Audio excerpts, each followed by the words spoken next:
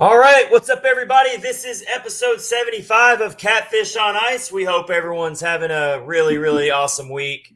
The Preds are enjoying a little 3-day break right now after opening up the season with a lot of games packed into a short amount of time, including that back-to-back over the weekend that we talked about in Monday's episode. This is Chad Minton, your host, with Rich Howe. Rich, how are you doing this evening? Doing good. Guess the Predators are going to be attending some Halloween costume parties or something maybe over the weekend. Their little break. Well, we know that'll be interesting. I'm sure Philip Forsberg will come up with something crazy because he always does. Of course, definitely. The only thing though is we don't have Victor Arvidsson, and I felt like Victor Arvidsson was always the one that was doing all the crazy stuff when it came to that. You're right. Well, they did show that one video of the game that year. Nick Bonino dressed up as a fan. Did you see that? I'm gonna have to go back and look at that. I don't really remember. He dressed up like a fan and was like asking the players as they came in for their autograph, and like some of them didn't recognize him. So there you go. It was pretty funny. It was good. Yeah. So Halloween kind of snuck up on me this year, but yeah, we got Halloween coming up on Sunday. So we hope everyone's got some fun plans going on with their family or friends, going to Halloween parties. Dressing up with cool costumes. Any of our followers or listeners right now, if you want to tell us kind of some fun costumes you're coming up with for Halloween, go ahead and shoot that at us and we will share. Let's let you know what we got in store for episode 75 tonight. We are going to get into the Blackhawks situation because it is sweeping the hockey world, and it is a very important topic to get into and talk about. It's a really sad story, a really tragic story, a huge dark cloud hanging over the league right now. So we're gonna touch on that and get into that. Our opening face-off is going to talk about the Preds and how they are starting to build an identity. But what does that really mean? We're going to try to dive into what me and Rich think, how this team's looking, what is their true identity? Is it sustainable? Can that identity that they're playing with right now actually get them into the playoffs again?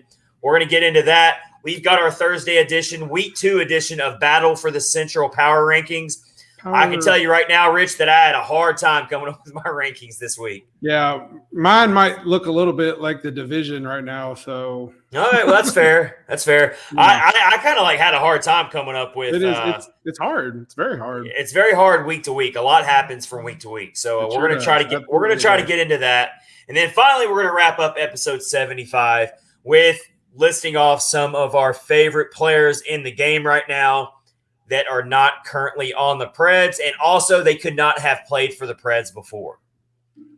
Fair. Hope that didn't throw you off there, Rich. But we can't be picking a lot of former Preds. I know, Rich, you'll go with Calle Jarnkrok if I let you do that. I'll pick Lucas Pisa.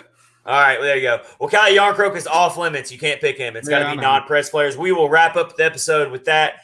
Again, Catfish on Ice, episode 75, brought to you by DraftKings, part of the Hockey Podcast Network, with Chad Minton and Rich Howe. Let's get into it, and let's talk about the Blackhawks situation. It's all kind of been coming out by the hour, it seems like. It keeps getting uglier and uglier.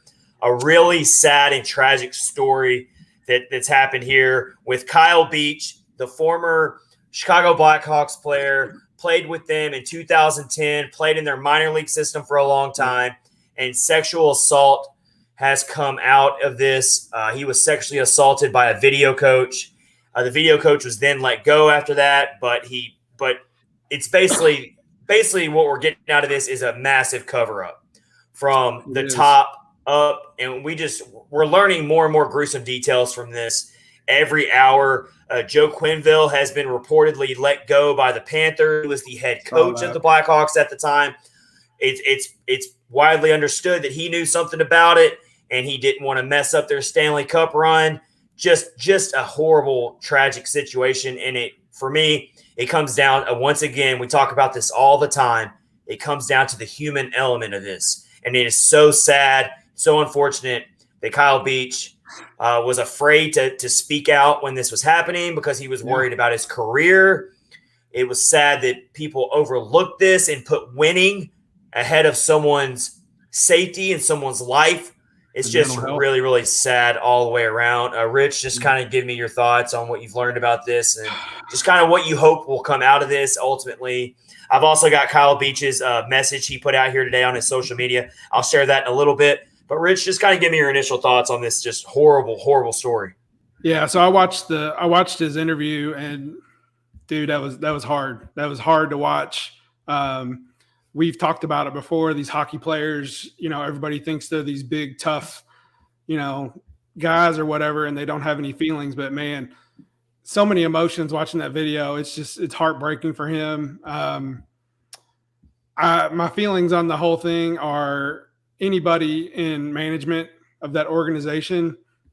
I know they let people go. They need to be fired and probably banned from the NHL. And I know that includes Joe Quenneville and all the other people that were let go, but it's heartbreaking. It's so tough to watch that guy's life and his career. I mean, he still plays today in like Germany, but his career was ruined too. So, just tough all around. Really, really sad stuff. I am glad that he's such a hero right now, though, when it comes to getting out here and speaking out on this. And hopefully, like we've said this before, hopefully this can, if anyone else is a victim and is afraid to speak out right now, they can feel like they've got support and all of that, because that's really what it comes down to for sure. I mean, we're talking about some severe penalties right now for the Blackhawks that are being called upon. They've been fined $2 million, which is really just ridiculous. That's like such a slap on the wrist and really doesn't mean anything. Yeah. When you've actually seen other teams get fined for more money than that for way, way lesser offenses, it just doesn't add up at all. Again, Joe Quenneville met with Gary Bettman today, and it's being reported that Joe Quenneville has been let go as the Panthers head coach. So just really sad for me. I just hope that out of this horrible situation that some good can come out of it. And you're already starting to see some good come out of it in the sense that everyone has really rallied behind Kyle Beach and let him know that they're here for him. And it's really shined a light on a massive problem right now that the NHL has when it comes to this. They got to make sure this absolutely never happens again, or that it's not happening right now, dare I say, and I hope not. But I mean, that is a huge part of it. It is massive cover up. And that's the bad thing is, if you wanted to, so it's up to the management, and I know it's a big corporation and they've got a human resources department. So they're supposed to investigate these things no matter what. And, if you wanted to wait and open the investigation right after the Stanley Cup, whatever, that's fine. But something needed to be done back then, not 11 years in the past. And I know people, man, Twitter, man, I love it and I hate it at the same time. But it just turns into this, everybody's accusing everybody. They're accusing Patrick Kane. They're accusing Jonathan Toews. They're not letting the due process come out, and that can also be a problem. It's a lot of hearsay. A lot of people are like, I bet they did know about it, but nobody knows that for sure. There's only a few people that know. Plus, I was looking into it a little bit. Back in 2010, I know that they made Jonathan Toews the captain. He was only 22 years old. That's only 2 years older than Beach, and Patrick Kane was 21. And people are trying to hold, while they are accountable and they should have said something, they're young guys too, man. Those guys aren't old enough to be making I know they're men and they're playing in the hockey league or whatever, but that's a big thing, and it's sad all the way around. And you really hope that that players that may have known will hold themselves accountable. Will speak out and say, yes, I wish I could have done more. Yes, this is what I'm going to do to be better and to improve this situation and have something good come out of it. That's what I get out of that. But you're right. We can't rush a judgment on every person that happened to be associated with the Blackhawks that season because we just don't know all the facts yet. But I do want to share Kyle. I don't want to lose sight of the fact that Kyle Beach is a hero for what he's coming out and doing and his curves that he's showing. I want to share his message that he put on Twitter here today. He put, I have immense gratitude for the outpouring of endless love and support that has come through within the past 48 hours. Although the results of the private investigation have been released and the Blackhawks have apologized, my battle is really just beginning as the Blackhawks continue to attempt to destroy my case in court. While I take this time to reflect and continue the healing process, it is a reminder that this is not about me as an individual. This is to promote open communication that will facilitate change for the future to promote safety as well as the health and well-being of society as a whole. Thank you. So he's truly taking the larger approach to this because sexual assault cover-ups are a massive problem all throughout the world. There's victims who are afraid to speak out for different reasons. So this just isn't a hockey issue. This is a human issue. No. So I really applaud Kyle Beach for taking this enormous platform, putting himself out there, and hopefully we can get some really good changes to happen in any type of workplace, not just hockey, but in any type of workplace where sexual assault is happening and victims feel like they can't speak out because they're afraid of losing their job. They're afraid of losing friends. They're afraid of all these things. Hopefully this can empower more victims to come out and get the help they need if they've been assaulted. So that's the biggest thing I get from that. I'm sure we're going to get way more news about this as the days and weeks and months come on. And as it's appropriate, we'll share that through our podcast. But yes, Kyle Beach, you are a hero. We appreciate you. We really hope that things can turn out for the better for you. And you're in our prayers. You're in our thoughts. Yep. Everyone who's been impacted by this situation, it's just, we're here for you. And so Blackhawks do better. Just do better. Yeah, just do better. Be a better organization. But the NHL, even all of them. It really comes from the top down, and the NHL has not had a good reputation at all from handling a lot of these serious issues in the past. So the whole culture itself does need to be worked on and fixed. And hopefully the NHL and Gary Bettman or whoever is in charge will take a proactive approach to fix the problems that are going on right now. Absolutely. So that's how we're going to end that segment off right there. We did not want to have Catfish on Ice episode 75 until we discussed that very important topic that is way bigger than hockey. Absolutely. So now that we got that in, we are going to move on to our opening face. We're going to move on to our opening face-off of episode 75, and that is, what in the heck is the Preds' real identity? Because that's all they're talking about. That's all you hear John Hines talk about. You've heard Ryan Johansen talk about it. All you're hearing is we are trying to play to our identity. We're trying to play to who we are. And I'm all for that, and it kind of comes off as a cliche in sports. You hear teams use this terminology all the time. Here's where I want to get into tonight's topic. Since there's no Preds game and all that, we will kind of talk about the Sharks win because it was a good win to get their first winning streak of the year. They've got a modest 2-game winning streak. So we'll give them the golf clap for that, Rich. Come on now. All right. Golf clap for 2 games in a row. All right. All right. I will take it as well. All right. So I'm going to ask you first, Rich. We asked this on Twitter as well. What is the first word you think of when you think of who the Preds are in this identity question? And we already told our Preds fans to keep it classy. They did a pretty good job doing that. I'm pretty sure Rich will keep it classy as well. But I will keep it classy. Tell us the first word that comes to mind. It's not really a word. It's more of like just them as a team. They're not quitters. I think that's the biggest thing. Even last year when in the beginning of the season before they turned everything around, they tried. They always tried. You could always give them. Of course, there's always a game or two where they don't perform as well and they've have problems or whatever. But even when they're down like 2 or 3 goals, they don't quit, and that's a really good quality. And I think that's an important quality. That is good quality. I think that most fans can see that they do have some fight in them, no matter what. So I would say that's. I'm going to go with I don't know why I thought of this word first, but I can kind of tie it into why you wouldn't think of this term normally when you think hockey. But I swear I'm going to make sense out of it. The first word I thought of when I think of this Predators team, and I guess it could be for better or worse, it can be a strength and a weakness, stubborn. Yep, that's a good one. And what I mean by that is, they know how to play to their identity because their identity is playing a very physical brand of hockey, playing very in your face.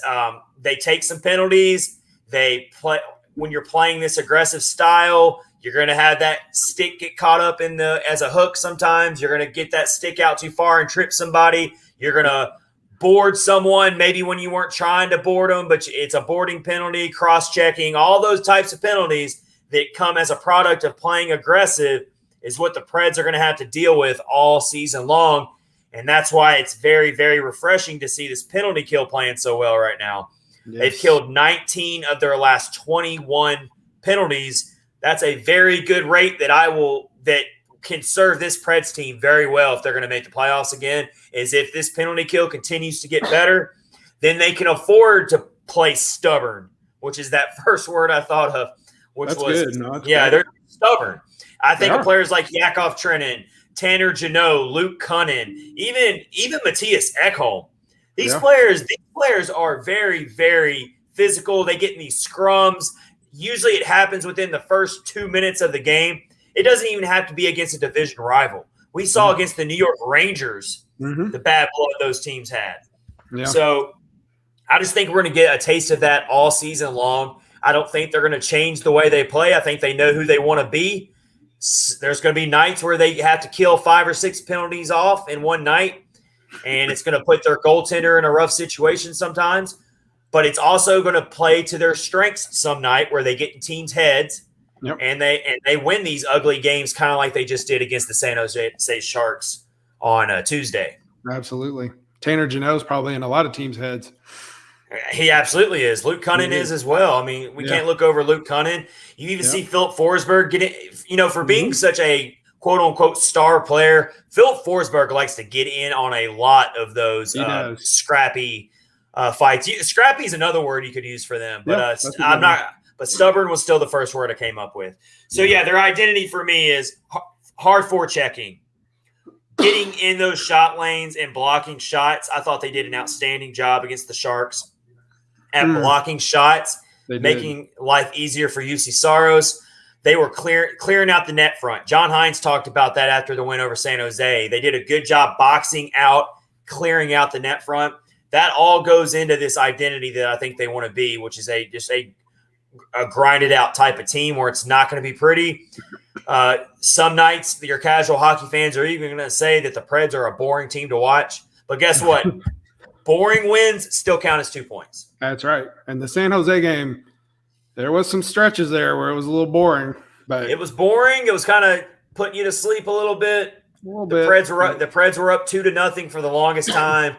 They gave up that one goal in the third period, but then they really tightened up, and they eventually got the empty net goal. Crazy empty net goal from Granlund. Almost the length of the ice. Almost as far back as when Pecorine scored his goaltender goal. Almost. But Granlund was right in front of the net, right in front of it. But still a wild goal to seal that one away. So the Preds have now won 2 in a row. They're 3-4-0 on the season. They have yet to go to overtime yet this season, which is kind of interesting. Strange, yeah. But now they got a really difficult test against another really good defensive team, and that's the New York Islanders.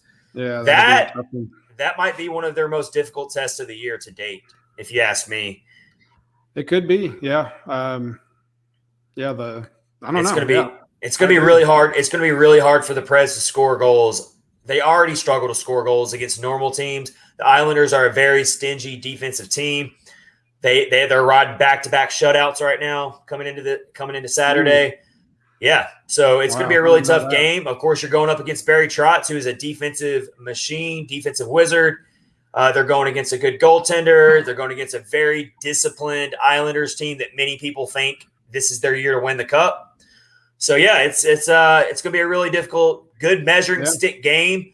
But once again, if the Preds can stick to their identity that we're talking about, whether it's stubborn or whether you said not being quitters, then I do think they could maybe hang with a team like the Islanders. They can hang with anybody in this league if they truly stick to that style, because I think that's the only style that really plays to their strengths. They can't try to be something that they're not, is I think how we can really round that one out. I agree. Yeah, totally. I agree about the Islanders being a tough test. Some of the other games we thought would be tough tests, but they wound up not really being. Like Minnesota, we thought that would be tough. And Winnipeg, they did get a lot of goals. That was good. They got 4 goals, but, Winnipeg wound up winning that. But, this Islanders game might be and except for the Winnipeg loss, the Preds have had a chance to win or be in it in every game till the end. Even against the Hurricanes, they were right there till the end. I feel like they've been gradually getting better and better in each game, even in the losses. I feel like they've been showing a lot of good promises and a lot of good building blocks.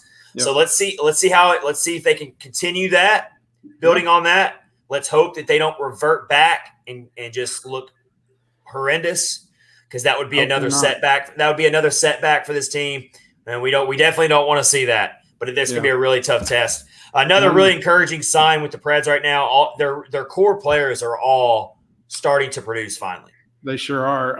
All of the so-called stars really upped their stats in that last game. And how long have we been preaching that? Oh, so 2 or 3 seasons now. All right, at least. So it's awesome to see those guys step up their game. You know, Johansen had 2 goals, and Duchesne was that the wrong game? So look at your top 5 scorers right now. Roman Yossi's got 9 points. He leads the league in defensemen in points coming into Thursday night's action. So he is, blazing around of the gate saying, "Hey, don't forget about my Norris Trophy in 2020. I'm still one of the best defensemen." I love it. So but we weren't really worried about him though. Even though we're going to include him on these top veterans who need to produce, he wasn't really included in that. I feel like he's always been consistent, been there for us. But then you start getting to Ryan Johansen. Wow, he's really just looked like a completely different player. He's living up to that top line status this year so far, and I know it's a really early sample, but he's definitely living up to it. And it's awesome to see. Preds absolutely have to have that continue. You've got Philip Forsberg with 6 points. You've got Granlund with 6 points. Again, Granlund, he's never really lived up to his Minnesota days, a 70-point scorer. But Granlund's always kind of been one of those top point producers since he came on the Preds. So I hate to put him in there with like Ryan Johansen. But he is also producing with 6 points. And then you've got Matt Duchesne with 5 points.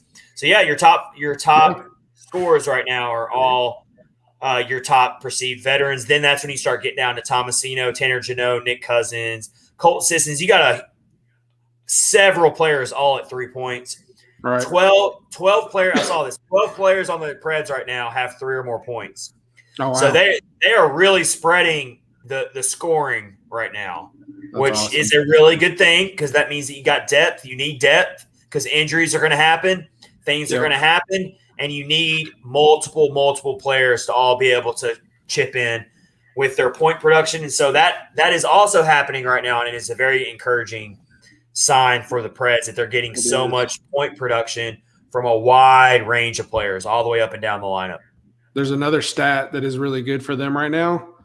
They are the 3rd-ranked power play. Yeah, I don't know what world we're living in, but they've really turned that area around as well. So it's the Oilers, the Blues, and then the Predators. and now they just got to start turning these all these great encouraging things into an actual winning streak, so that we don't fall into another hole where we're having to dig ourselves out of it post the All-Star break. Like we need to build ourselves a little bit of a cushion here.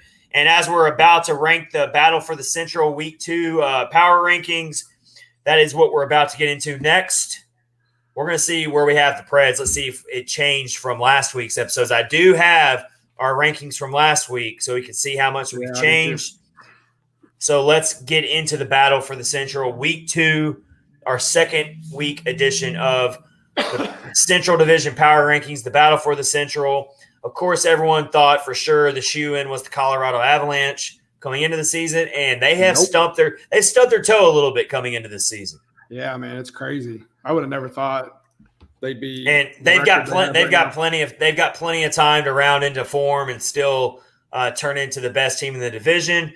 But I definitely don't have them at the top. I can tell you that. But we're going to go backwards, like we did last week. I think that's the best way to do it. And we have a new last place team in the Central Division, and it's not because of all this controversy. It's literally because I think they are not a good team at all. They sure are not. And that is the Chicago Blackhawks. They are my number 8 team. They are the cellar dweller of the Central Division in week 2. They are living in the basement right now. They might not come out of the basement for a while. Let's put it that way. They might stay down there. They actually almost won last night. They lost to the Maple Leafs in overtime, I believe. But Chicago Blackhawks, I had them at number 7 last week. they are the new basement dweller. Yeah. Where do you have the Blackhawks? Well, I have them at 7. All right. I actually left Arizona at 8. All right. They're a minus 19 goal differential right now. That's the worst in the league. I haven't watched any of their games because I don't know if I could bring myself to do it, but man, they're just so bad. It's a shame. I've seen a lot of people who follow the Coyotes closely, and they have said that literally this is the worst lineup the Coyotes have had in their existence. I believe it. And when you look at their lineup, I mean, it's pretty thin. I mean, they've got Phil Kessel out there still. They've got Clayton Keller. Clayton Keller's a nice player, but other than that, I mean, they are definitely just a very thin team. Their upper management has just completely mishandled building that entire team. Yeah. And it's gonna be rough, but you know what? I still got them at number 7. Yeah. Yeah. Chicago, man, they're just as bad. If you've got them at 8, so you got them the worst. But yeah, I mean, honestly, you can flip a coin. So honestly, you can flip a coin on it. But something told me, you know what? I'm going to put Arizona at number 7. I'm going to give them a chance to prove themselves. And they're 0-6-1. And actually, I've got my updated division standings here. Arizona is minus 23. Oh, they are now. Yeah, I did. In goal differential. Day, so. All right. Yeah, so it's even worse. It's even worse than I had. It is even worse. All right, let's get to your number. Let's get to your number 16. Yeah, so I left. Let's see, where did I have them? I left Nashville at number 6. This week. Really? Even though, I did a little bit. Man, tough crowd here. The reason why, I know. All right. They still need to prove themselves a little bit to me. If they can string some more wins, some more, go on a little win streak, something like that, get some more points. I'm always nervous, for them, whenever you watch and you're like, what are they going to do? Some days you don't know which team is going to show up. For sure. And I don't think it's going to take us a long time before we know what we're getting out of the Predators. So I can't argue with you there, but I've actually got the Dallas Stars at number 6. Wow, really? That's funny. And even last week, I was not very high on the Stars, if you remember. Last week I had the Stars at number 4, but I was telling you how I think they're painfully average and they're just not very good. Yep. And they're going to win some games, but they just don't impress me. Well, I definitely watched the game against Vegas, and I know Vegas is thought of as being this great team, but Vegas is very outmatched right now. They're missing Mark Stone. They're not the same team right now either. And I saw the Stars completely mess up the bed there. They had that game wrapped up and just completely fell apart there at the end of the game. And then they lost in overtime. I don't trust Dallas's goaltending at all. I don't trust Braden Holtby. And and something seems terribly wrong with Anton Hudobin too. He doesn't look right either. Yeah. I feel like the Stars are going down the same road the Preds went down a couple seasons ago, which is their Stanley Cup window and their top veterans like Radulov and Sagan and Jamie Benn. They're nearing the end of their peaks of their career, if not already past it. And I just don't see a lot of flair out of the Stars lineup. You got Joe Pavelski, he's decent, and he did well for him last year, but he's another aging veteran. Sure I have a hard time getting really excited about the Stars right now, so I got them at number 6. Yeah, I agree. I don't have them at. Well, let's get to number 5 first. Yeah, number 5. So I got Colorado at number 5. Okay, all right. The reason I put them there is they're still struggling a little bit, but they will figure it out. I mean, they've got a lot of amazing players. Well. They're definitely going to. You can only keep them down for so long. Is how I see it. Yeah. They'll figure it out. They will. It would be the biggest shock of the season if they don't figure it out. Yeah, it would be horrible because, like we said, that's who we all picked. Yeah, and then we, if you remember, several episodes back, we had the Tell It As It Is podcast, and I remember him telling us as well, look, this is Stanley Cup or bust this season. It is for the Avs, and so if they keep losing and this bad start just gets worse and worse, there's going to be some serious problems in Colorado. Big problems. But right now, I don't think they should be panicking too much. I've got the Preds at number 5, though. Yeah. So I moved the Preds up. I kept the Preds at the same spot I had them last week because I'm kind of with you, Rich. I'm not going to overreact to two wins in a row, even though they were two really good wins. But I'm not going to overreact to that. I need to see much more before I start penciling them into the top 4 or 3 of this division. And so I got them at number 5. I got them right at that fringe, which is kind of where we expected them to be. And so now they're 7 games into the season, very small sample size, but they're hanging right around where I kind of saw them be. And so I agree. There's nothing too terribly surprising about them. There's nothing really too upsetting about their start. It's kind of like, that's kind of what I thought they were. A very mediocre to slightly above average team.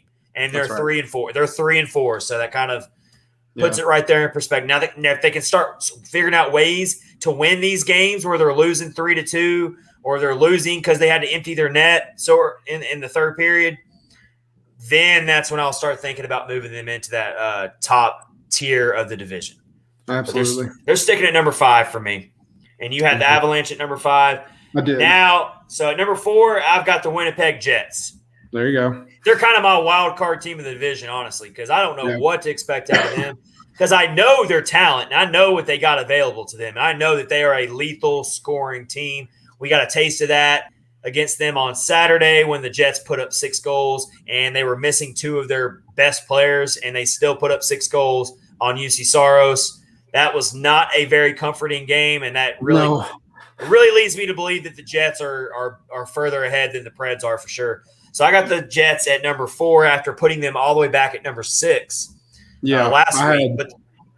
I had Winnipeg at number 5 last week. And now you got them at number 4? Well, number 4, I have Dallas. We've already talked about them. Wow, we're all over the place. I don't think we've agreed on one. We haven't agreed on one spot. Not yet.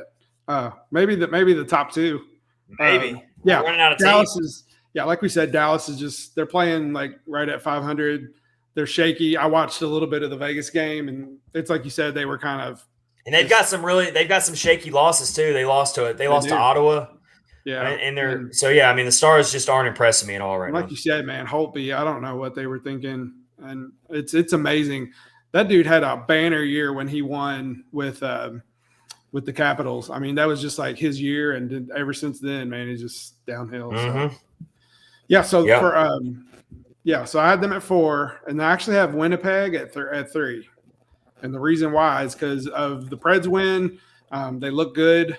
I think they're still missing some players. So once they get that figured out, get those guys back or whatever, I mean, they're definitely lethal. So they seem to be figuring it out, and they are lethal, and they've got a really great goaltender and Connor Hellebuck too, who can easily go on a hot streak, just like UC Saros can easily go on a hot streak.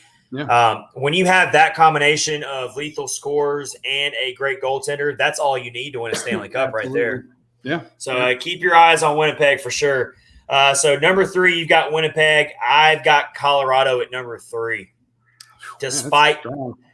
And the reason why is I just think that they're not nearly this bad as they seem. I'm starting to lose my patience on them though. They're going to have to start showing me their preseason expectations are starting to run dry for me to where I can't use that as a excuse anymore. They've got like next week. If we're going to next week's battle for the Central Power Rankings and they're still hovering around mediocrity and losing a bunch of games, then I will probably give them a significant drop. But as of now, I think it's way too early. I don't. On the outside looking at them, I don't think there's any reason to panic too much on the Avalanche. I think they're going to be right there. Unless they're just really concerned about winning the division, then they might start needing to worry a little bit. But as far as getting in the playoffs, being one of the top 2 or 3 teams in the division, they'll be just fine. They're going to figure it out. They'll be in the playoffs. They'll be a team you don't want to face in the playoffs. I'm not panicking at all when it comes to the Colorado Avalanche. I got them at number 3. I did drop them back from number 2 last week, so I did drop them back a spot again. But so that goes into our top 2 here. Top 2. Give me your second place team. Minnesota. So, they're actually playing tonight. They still look really good. I mean, I know they gave up a lot of goals to the Preds or whatever. But I know that when you were on the Soda Pod, those guys were saying that we're really bigger fans of Minnesota than they are, which I thought that was really funny. But I mean, I think they always look good. I know, they looked good.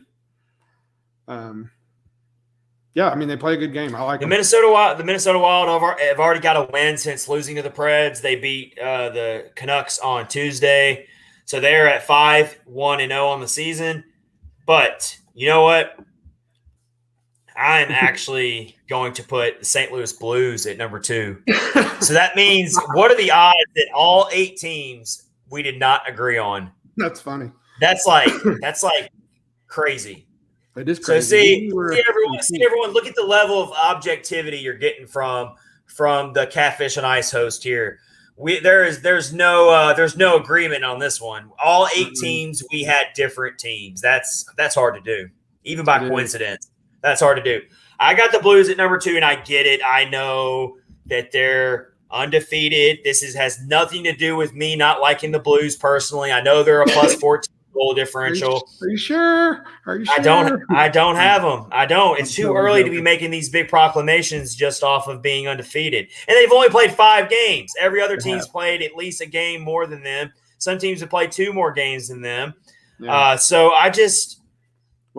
everyone thought they were probably a top 3 team in the division anyway. I didn't have them that high. I'll admit that I've been wrong about them as far as I know they were going to be this good, but I still do not think that they are the best team in this division. I'm not ready to crown them just yet. Yeah. They are playing the Avalanche right now, and they're losing 3-1. And they're losing 3-1. Yeah. But that does not affect my rankings right now. I'm not going to go off that game. Let's look at their wins, though. They've got 2 wins against the LA Kings. They've got a win over the Arizona Coyotes. Okay. They've got a win over the Vegas Golden Knights. Where I'm telling you right now, there's something not right with the Vegas Golden Knights. I do not know what's wrong with them. I don't either. I was expecting them to be really strong. And they're kind of like the Colorado Avalanche. They'll figure it out eventually, but something's not right with them. And then they opened up the season against the Colorado Avalanche with a 5-3 win. So I'll give them a really good win on that. But really, I'm sorry, but 3 of their 5 wins are 2 against the Kings at home, and then a win over the lowly Coyotes. Sorry, they're not my best team. That's weird that they played Los Angeles twice already. Yeah, play a few more games, play a few real teams, then I'll start taking you seriously. I do still have them at number 2 though, because there is something to be said about being undefeated. So I will put the Blues at number 2, which means the Minnesota Wild are at number 1. I really hope State of Hoppy on the Soda Pods watching this right now, because he's probably laughing his ass off that I got the Minnesota Wild at number 1. But hey, the Minnesota Wild are still 5-1. They've got that one loss to the Preds, but it was on the end of the back-to-back. And honestly, I think they would win a series against the Preds in 6 games if it was a best-of-7 series. I still think they're the better team. I'm keeping the Wild at number 1, which is where I had the Minnesota Wild last week. Agreed. Sticking true to my guns there. Minnesota Wild's number 1. Yeah, that's good. That's awesome. Yeah, I've got St. Louis, but Minnesota has played Anaheim twice. That's crazy. Yeah, so they've played Anaheim twice. I guess that's not very impressive either. Well, they beat Anaheim obviously twice. They beat the Kings. They beat Winnipeg. They got beat by the Predators. They beat Vancouver. So they're playing the Kraken. A little bit more of an impressive resume, if you ask me. Yeah, a little bit. So there you have it. I love when we disagree. It's good. Yeah. And all 8 teams we disagreed on. I don't know if that's ever going to happen ever again. So weird. We did not plan that, I swear. No. We learned the rankings just as you were. We learned each other's rankings. So there you have it. We will do another edition of Battle for the Central next week, next Thursday, in a brand new episode. So stay tuned for that. This is going to get interesting as the season goes on to see how much we move these teams around. It's going to get harder and harder too, probably. Oh, it's hard already. Yeah. I mean, it took me a good while to I took them serious. I took them serious today. Yeah. And so I did not. I did mine the other day, and I was now that I'm looking at it though, I'm kind of questioning why I did some things, but it is what it is. Meanwhile, how's your fantasy hockey team doing, man? Do you know who Roman's Empire is? I do not know who that is. Yeah, I'm not sure. I am mauling them right now. I'll take that. I got 200 points and they got 100.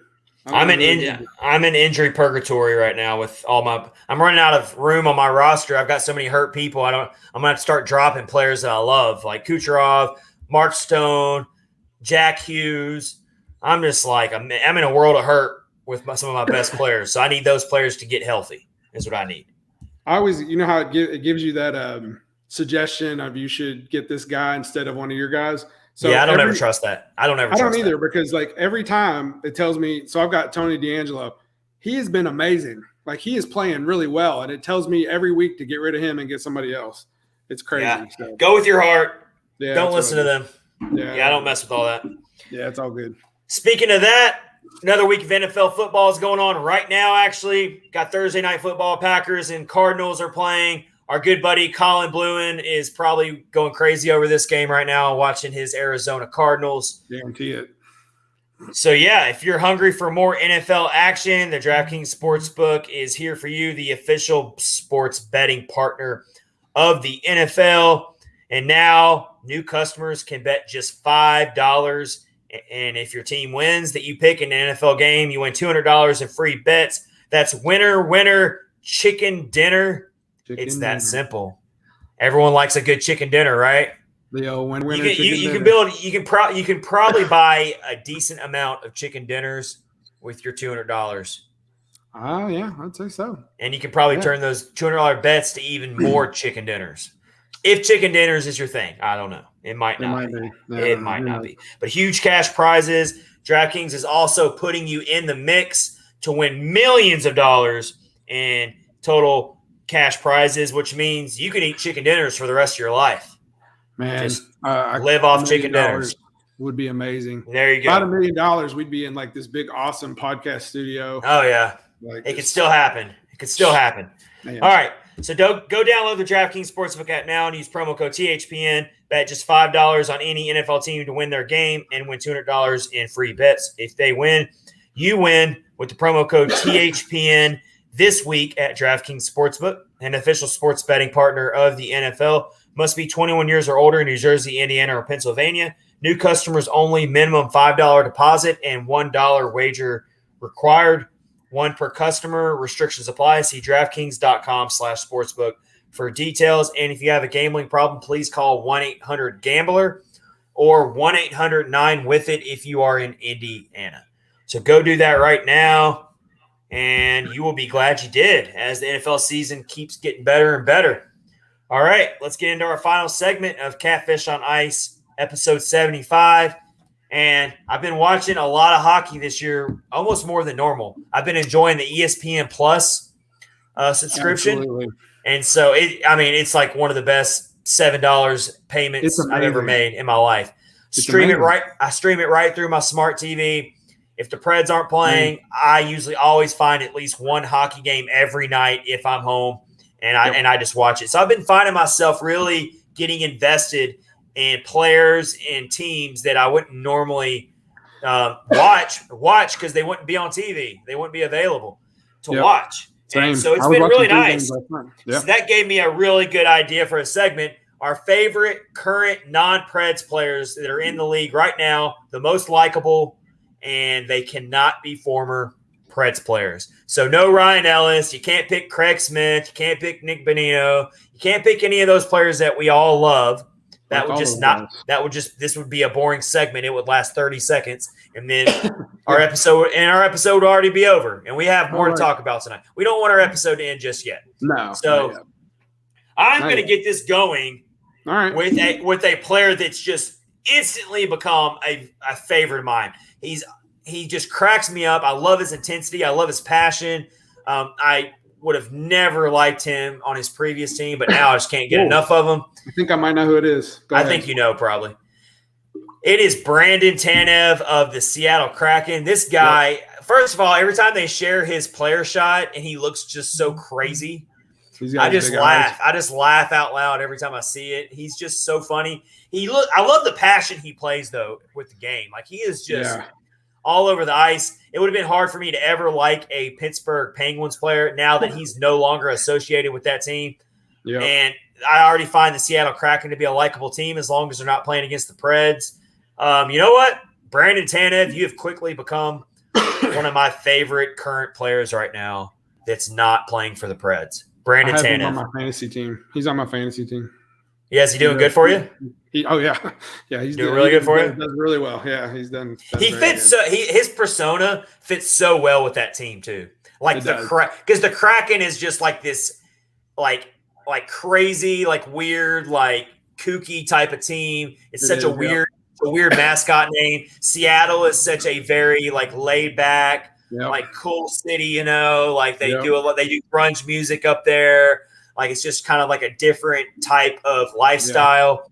And so I just feel like Brandon Tanev is just perfect for that team. And so Brandon Tanev, he makes my list for favorite non-Preds. Give me one of yours, Rich. Well, I have a package deal for I've actually got 3 in one. Okay. And I'm sure it probably isn't going to be too hard for you to figure it out, but that would be the perfection line of Boston Bruins.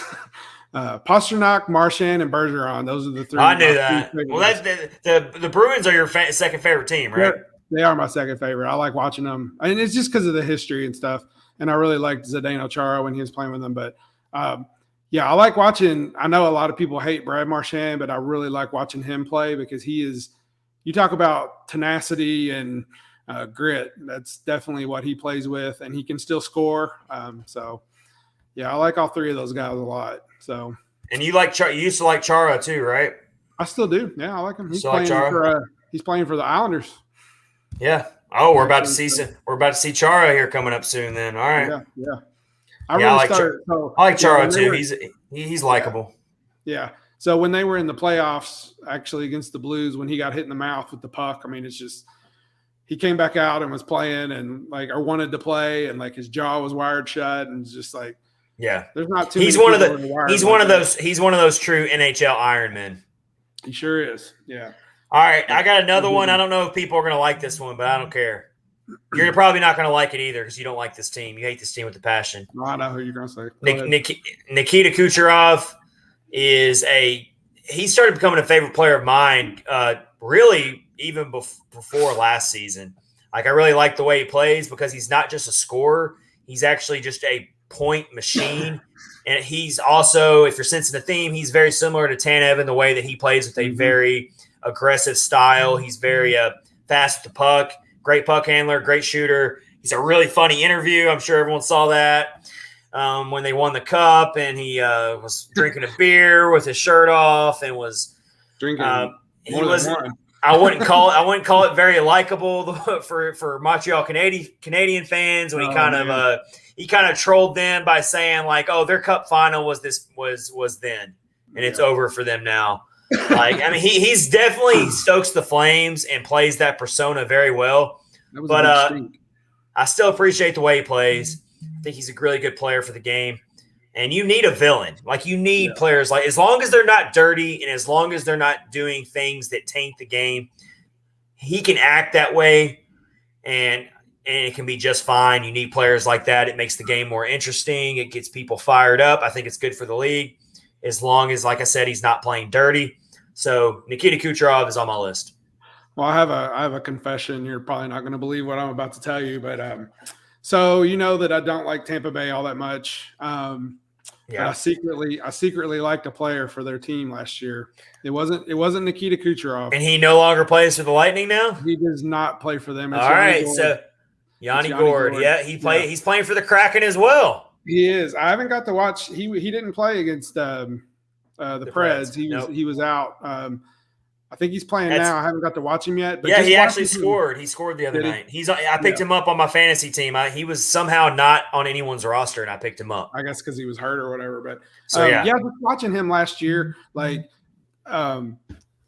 he would get he's not a bigger player. He's not a taller guy or a bigger guy, but when they would get in scrums and stuff, he would just jump right in and just get right in the middle of it and take up for his teammates. And I really like that he's with Seattle now. So it's kind of – they've got a very likable team all the way around. They do. Yeah, they do. Like, everything about them is cool. I like them. They don't have any players that you really like just dislike or whatever. So they're going to be an easy team for a lot of people to cheer for. They don't have the same type of villain type of status as the Vegas Golden Knights did. Yeah, not yet, but not yet. I mean, if they go on another run, Yanni Gourde had a golden assist the other night against the Canadians. Kraken won 5-1. That was on Tuesday. So yeah, he is picking up where he left off, and he looks like he's going to have a really good season in Seattle now that he's healthy. All right, that's a good one. That's a really good one. I did not see that one coming from you. All right, my next one is one that I think we're both going to agree on. And I think a lot of Preds fans would actually agree with me on this. And that is the Flower Marc-Andre Fleury. Oh, yeah. I know he's playing for the Blackhawks. Try to take away that association. I know everyone hates anything that comes within 5 feet of the Blackhawks right now. I get it. But obviously, Marc-Andre Fleury has nothing to do with what's going on there. I really like Marc-Andre Fleury. I really hate what he's going through right now because he's off to a horrible season. He's in a really bad situation. Rich, I actually remember you kind of touching on this when we found out about Fleury going to Chicago. I remember you being like, "Man, I don't know about that. Like, I don't know if I like that situation for him." I don't. I don't now at all. I really hate it for him now that he has to even be associated with that because that's just going to be a mess all the way around all season.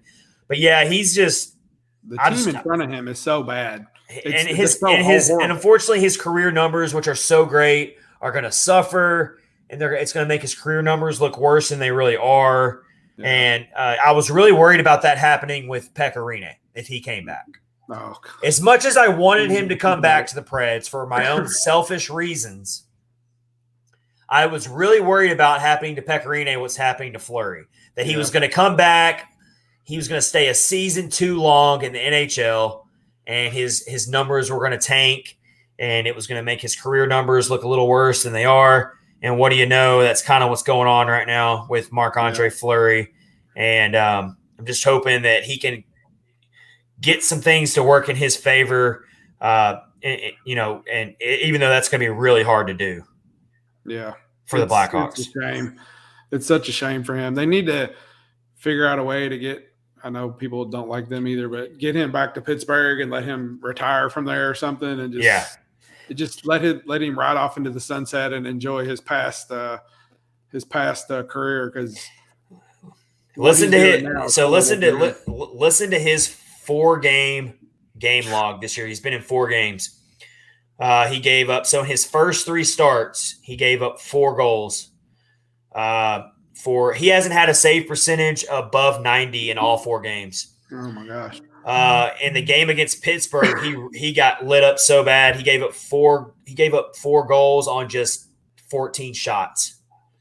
Wow. Against the Islanders, he gave up 4 goals on 33 shots. And then his most recent outing was against the Red Wings. He gave up 6 goals on 43 shots. So he did face a lot of shots, but yeah, he's having a really, really rough go of it, and it's probably not going to get any better.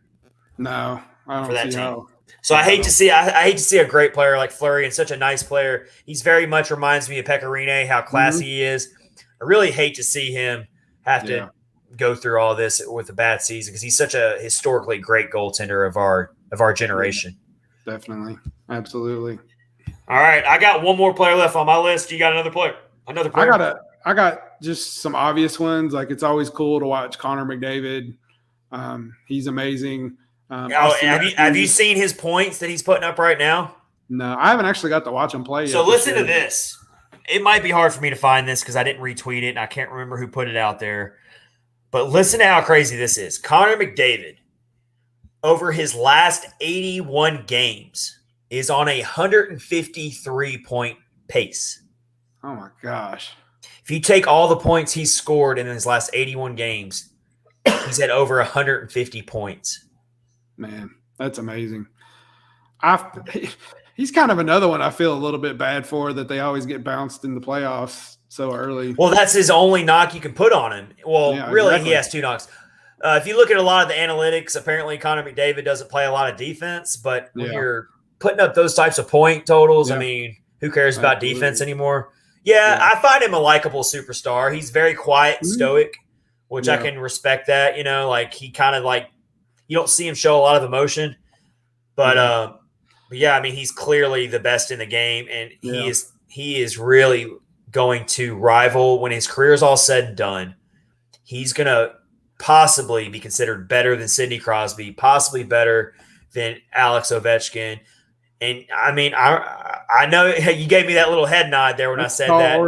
But Rich, do you realize the point totals that Connor McDavid's going to put? If he keeps up this pace, you're right. With how much time he still has left in his career, you're absolutely right. I mean, I hate to say that because I know that's throwing it around loosely because Alex Ovechkin's got a chance to pass Wayne Gretzky for all-time goal leader in NHL history. Yeah. He's one of my favorite. He's the last one I have is Alex good. Ovechkin. All right, we can both agree on that one. We're both on the same page with that one. Alex Ovechkin. I mean, how can you not? He tied for 4th, or he was in 5th place. Well, I don't remember what it was. Like the first game or two, he actually took over. He's in 4th right now. He has of all-time goal scorers. So I think it's going to be tough for him to catch Gretzky because of how old he is, but he'll definitely overtake Brett Hull this year. And then he's got Gordie Howe and Gretzky. I've seen a lot of people bring this up as well. Think about where Ovechkin would be if he didn't have to deal with 2 COVID-shortened seasons and 2 lockouts. Absolutely. Yeah. I agree. He's lost a lot of games where he could have piled up goals. Yeah. Yeah, if he could have played in normal seasons. Not trying to make excuses for him, but it really makes it all the more impressive that he's that high up on the list. Yeah. Yeah, so he's actually 5th right now. I'm sorry. So he'll overtake Brett Hull for 4th this year because Brett Hull's got 741, and I think Ovechkin's at like 736. Oh yeah, he'll definitely pass that very, very soon. So then Jaromir Jagr's in 3rd, Gordie Howe's in 2nd, and then Gretzky obviously. But Gretzky's 894, and like Alex Ovechkin's like 37, 38 years old. It really depends on how long Alex Ovechkin wants to play and how important that record is to him. Yeah. I mean, that's going to take some 50-goal seasons. Yeah. So. It will. We'll see what happens with that. Also, another crazy stat regarding Wayne Gretzky, and I know your diehard hockey fans know about this stat. If you took away Wayne Gretzky's goals, he would still be the all-time NHL point leader. Oh wow, I didn't know that. That's crazy. He's got that many assists. Wow. Yeah, look up how many. Look at his career totals and assists, like all-time assist leaders. I mean, he just put out so many assists during his career that he wasn't even. I mean, he was a great goal scorer, but that wasn't his actual main thing. He was a great passer. I love watching him on TNT. I love seeing him on TNT. Oh yeah, that's been great for sure. I mean, it's so awesome. So. All right, so those are some of our non-Preds players that are our favorite players playing right now. We got a lot of them. I think there's a lot of likable players in the NHL right now. I mean, there are. We got to get past this dark cloud that's over the league right now, and I hope a lot of good things can come out of this, but we still love hockey. I did find it kind of hard to get into hockey last night just with everything that's going on with the Blackhawks situation because it's so hard not to think about that and be disgusted by it. It was a little weird because you put things into perspective and you're like, is hockey really important right now when we're seeing what happened to this guy, to Kyle Beach? But I agree. Hopefully all these players in the league can come together in support of Kyle Beach. They can donate some money. They can find ways to help people and make a difference with their platforms. That's what we can really hope for. Yeah. Oh, they just broke the news that Quenneville, he actually resigned today, just now. So he's gone. And no additional punishment from the NHL. That's ridiculous. That's not going to go over well. It's not going to go over well with a lot of people. There's going to be a huge backlash on that. Like and the fact that he got to resign and he wasn't fired. Yeah. It says just when you think the story can't get any worse, it keeps getting worse. It says he'll require a meeting and approval from Gary Bettman before taking another job in the league. Ugh, okay. Whatever. Oh my gosh. I didn't mean to end our podcast on a bad note. Yeah, we're not trying to, but hey, we got to report the things that happen here, and we got to be honest with it. And it's just terrible on all accounts. And it's just another example of honestly the NHL not handling situations properly. Yeah, and absolutely. It's going to be a really dark cloud over the league for a while, and rightfully so, until they start making things better for themselves by fixing some of these things. Yeah. And so we do hate to end this episode on a harsh note here, but it is a very important story that we need to follow and take it very seriously. And unfortunately, in sports, some bad things happen that but we got to hope that some positive can come out of this somehow. And so that's going to do it for episode 75 of Catfish on Ice with Chad Minton and Rich Howe, presented by DraftKings. We're part of the Hockey Podcast Network. Go catch up on some of our past episodes on our YouTube channel. You can watch full episodes if you've missed any past episodes. You can also make sure you give us that subscription, give us a subscribe. We'd really appreciate that. Rate the podcast on Apple, on Spotify. Follow us on Twitter, of course, at Catfish Ice. We appreciate all the love and support. Definitely. We really love doing this podcast for all our listeners. We have a lot of really loyal listeners that we interact with daily, and they are just all outstanding. They're just all outstanding people, and so really, really grateful to have them all here. And we will see everyone next week for episode 76. That'll be Monday. Stay tuned for that. The Preds got the Islanders this Saturday, so make sure you follow us on social media to get you ready for that game. Until then, this has been Chad Minton with co-host Rich Howe. This has been Catfish on Ice, and we will see you next week. Everyone stay safe and take care. Have a good one.